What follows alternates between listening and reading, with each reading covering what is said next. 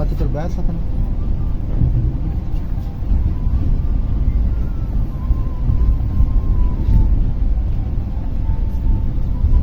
ਆ ਕੀ ਗਿਆ ਤੁਸੀਂ टीटी ने कड्डे बड़े बंदे हाली हो गया उसे कहते बच्चे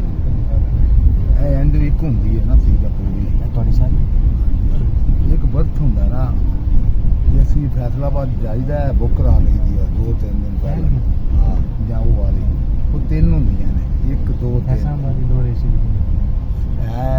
800 रुपये की उधर सारा साली की जनानी आई थी मैं करा के दी 3 दिन पहला ਅਸੀਂ ਪਹਿਲਾਂ ਭੁੱਲੇ ਨੇ ਲੋਕਲ ਦੇ ਜਾਂਦੇ ਨੇ ਹੁਣ ਇਹ ਬੁੱਕ ਕਰਾਈ ਦੀਆਂ ਦੋ ਜੇ ਜਾਣਾ ਹੋਵੇ 8 ਦਿਨ ਪਹਿਲਾਂ ਬੁੱਕ ਕਰਾ ਹੁੰਦੀ ਹੈ ਜਗ੍ਹਾ ਇੰਨਾ ਫਰਕ ਕੋਈ ਨਹੀਂ 450 ਜੋ ਕੱਪੜੇ ਹਾਂ 3 ਸੀਟਾਂ ਹੁੰਦੀਆਂ ਨੇ ਜਿੱਥੇ ਆਂਦੀ ਵਾਰੀ ਬੈਠੇ ਉਹ ਵੀ 3 ਹੀ ਹੁੰਦੀਆਂ ਨੇ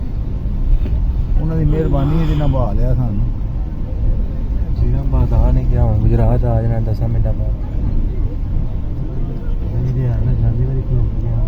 ਮੈਂ ਤੈਨੂੰ ਆਖਿਆ ਬਈ ਲੜਾਈ ਵੀ ਤੂੰ ਹੀ ਲਈ ਹੈ ਨਾ